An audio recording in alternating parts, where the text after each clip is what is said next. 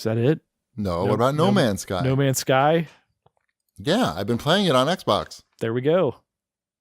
I Wombat sort of did an end around trying to get a code out of Jeff Rubenstein from Xbox, and I horned in on his action by making fun of him and got my own free code.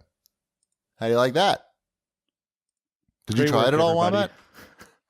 I did. I played a little bit of it on the day it came out, which is Tuesday. Okay. And by a little bit, I wound up playing 3 hours without realizing it. Oh, wow. What mode are you doing? I'm doing the survival mode. I was going to play the creative mode, and I'm like, you know what? They made so many updates to the game. Mm-hmm. And I remembered playing it when it came out and actually enjoying it. I think I played 20 hours or more of the original. I'm like, I want to see what this is like and play the game for real, so to speak. And what's it like? And it's hard. It's still a hard game, but there's a lot of tutorial there. But it's also it's noticeably different in what you're doing, with the building and building those little things to turn dust into things and all that kind of fun stuff. So I'm digging it. What about the performance improvements for Xbox One X? It looks really good. I like the third person mode, but that's all stuff that I think is on the other one. Oh, too. yeah. Yeah. I mean, yeah, it definitely looks a lot different. The creatures look different. I haven't explored as much. I've only been to, I think, 2 planets and a space station. Because there's basically a story now. Oh, really? I just did creative, so I don't... I'm doing the other one where you're getting distress signals and it wants you to go to specific places and when you get to certain places, it teaches you how to do things, like how to build certain things to do certain things, which is why I wanted to do this version, why I wanted to do not survival, regular. We'll call it regular.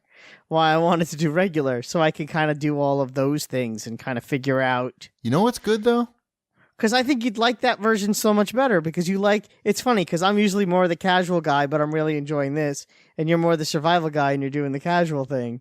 You should try the other thing. I did try the other thing on PlayStation. I did plenty of the other thing, and it's fine. I know they changed it, but it's still you're still gathering resources, and you have to. Yeah, it's still gathering resources. The things that are. I haven't had that many issues with my inventory filling up. I haven't had that yet at all, which is great. So, that's a big improvement. But I do feel like I'm possibly losing health faster than I would like. I think that's sort of where I think it could use a little bit of a tweak, maybe for me at least. But, I'm still enjoying it. And I still like, going to those planets and building a scanner. And, taking pictures of animals and all that kind of silly stuff. I like just instantly being able to build anything and everything. Yeah. And so just you have here's that. my super base. Oh, okay. So you don't have to, you don't need resources even to build things? No, you just push a button. You can upgrade your ship, everything. Boom, boom, boom, boom, boom. Everything awesome. Bam. Oh, I can fly now. Whee! You don't have to worry about fuel or anything? Nope. I make fuel. When I'm flying through Pulse Engine, I get more fuel somehow. Whatever. You sound like you're doing something better than me. It's good. I'm telling you. And it looks, it does look amazing. I will recommend if you're playing on the One X to switch it. You can choose performance mode or I forget what they call the other one, but I think you want to do performance mode to get the better frame rate. I still think isn't that the default? No, the default is the other one. Oh, it is? Okay. Yeah, because I noticed it was looking a little chuggy. And these games are going to look fine at really good at 1080p with the effects or even 1440p if they can do that. It doesn't need to be 4K. It can still look fantastic. I'd much rather have the better frame I'll check rate. it out. Yeah, if we weren't doing this show tonight, I'd be playing Especially for you, Wombat, because you're on a 1080p TV. Yep. It's gonna render it to 4K. I don't know if it's a 4K game, but it's gonna render to something higher than 1080p. It is. I think it's a 1X enhanced game. It's a 4K special. So it's gonna render it at 4K, and then it's gonna drop it down to 1080p. So yeah, for you, definitely switch to the other one. Maybe it does it automatically for you. Okay. Maybe, maybe for you it was done automatically because it knows you have a 1080p TV. It might. Again, I'll have to double check it. I thought it did, but I also very well could be wrong. But it's a really good game. It's fun. And it's a lot of fun. Cool. And it's sort of amazing that this game is technically 2 years old and the changes they made as someone who played the original game, and it's still kind of cool. And I want to go to more planets, but I want to finish this. Again, there was this weird story mode didn't exist before. So now I'm like into that. I want to see where this is taking me, and when it ends, is that it? And then I can just go and explore. But now I'm like more comfortable in what it is I'm doing. Right. I don't know. So they've been working on this game for a long time. It came out in what? It came out like 2016. 2 years ago. So then they showed it at E3, I think 2 years before that, maybe? Maybe 3. So they've been working on this game for several years. There's no DLC. There was no paid DLC as far as I know, right? No, I mean, there's no microtransactions.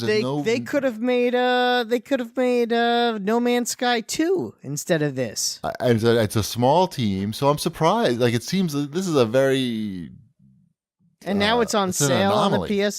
It's on sale on the PS4, and it's essentially the same game with all the same stuff and all the upgrades.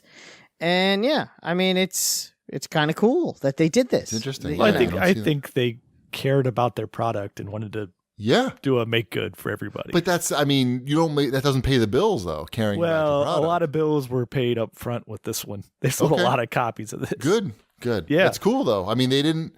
Yeah, no, good. I think it's admirable and unusual.